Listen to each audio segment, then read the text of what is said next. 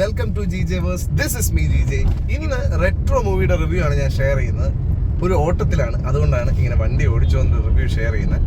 Anyways, ഞാൻ ഇന്ന് സൂര്യ നായകനായിട്ട് അഭിനയിച്ച ഏറ്റവും പുതിയ സിനിമയായിട്ടുള്ള റെട്രോ കണ്ടു.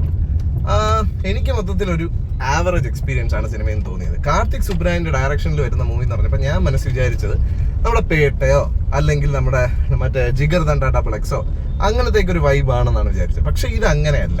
ഇത് കുറച്ച് ഡൗൺ ആയിട്ടുള്ള ഒരു പടമാണ്. സൂര്യ ഫാൻസിനെ ഇഷ്ടപ്പെടുന്നവർക്ക് ഇഷ്ടപ്പെടുന്ന സിനിമ, അല്ലാതെ ഒരു ജനറൽ ഓഡിയൻസിന് സിനിമ ഒരു തികച്ചൊരു ആവറേജ് എക്സ്പീരിയൻസ് ആയിരിക്കും. ഫസ്റ്റ് ഹാഫിൽ സൂര്യയുടെ ക്യാരക്ടർ ചിരിക്കാൻ ബുദ്ധിമുട്ടുള്ള ഒരു ക്യാരക്ടറാണ്. നമ്മൾ ഈ കനിമ പാട്ടിറങ്ങിയപ്പോൾ ഒരുപാട് ട്രോൾസ് വന്നിരുന്നു.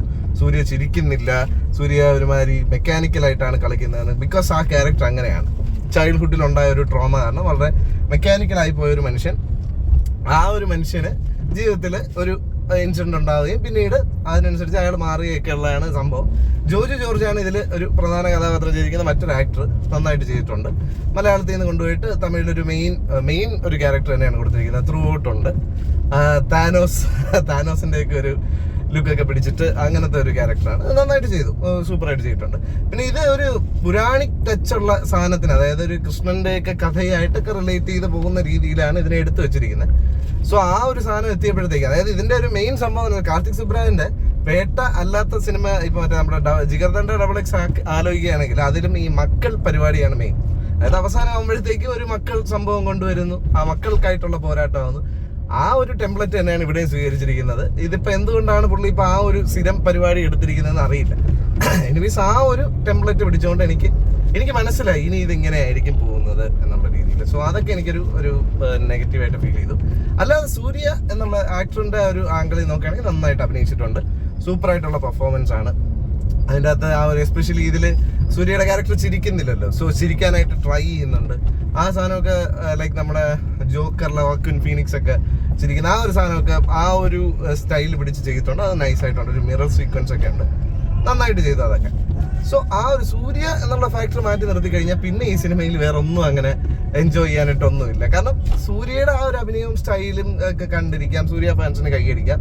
അല്ലാതെ ആലോചിക്കുകയാണെങ്കിൽ ഇതൊരു സാധാരണ സിനിമയാണ്. ഭയങ്കരമായിട്ട് മേക്ക് ചെയ്ത് വെച്ചിട്ടുണ്ട്.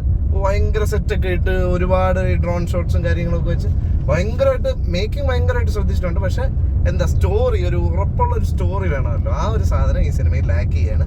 പിന്നെ പരിശുദ്ധ കാതൽ, അൻപാന കാതൽ എന്നൊക്കെ പറഞ്ഞിട്ട് ആ കാതലിനും പ്രത്യേകിച്ച് ഇമ്പാക്ട് തോന്നുന്നില്ല. ഇവള് മാത്രമേ ഉള്ളൂ, അല്ലെങ്കിൽ ആ കാതൽ അത്രയും സ്ട്രോങ് ആവാൻ ഒരു വാലിഡ് റീസൺ ഒന്നും കാണിക്കുന്നില്ല. ഫോർ എക്സാമ്പിൾ, ഇപ്പൊ നമുക്ക് വേണമെങ്കിൽ ഒറ്റപ്പെട്ട് വളർന്ന ഒരു കുട്ടിക്ക് എപ്പോഴും താങ്ങായിട്ട് വന്ന ഒരു പെൺകുട്ടി എന്നൊക്കെ പറഞ്ഞ് കാണിക്കാറുണ്ട്. ഇത് അങ്ങനെയൊന്നും ഇല്ല. പണ്ടെപ്പോഴോ കണ്ടു, പിന്നെ കുറെ നാൾ കഴിഞ്ഞ് കണ്ടപ്പോഴത്തേക്ക് ഓക്കെ കാതൽ ഫിക്സ്, ആ ഒരു സെറ്റപ്പായിട്ട് എനിക്ക് ഫീൽ ചെയ്തു.